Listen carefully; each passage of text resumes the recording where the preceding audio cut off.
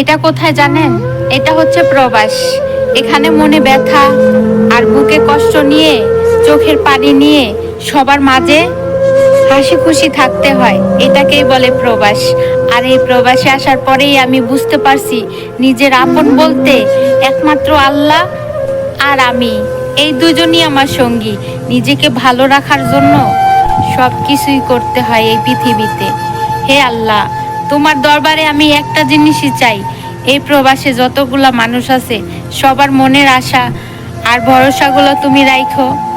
আর যত কষ্ট আছে কিছুক্ষণের জন্য সব তুমি ঠান্ডা করে দিও আল্লাহ।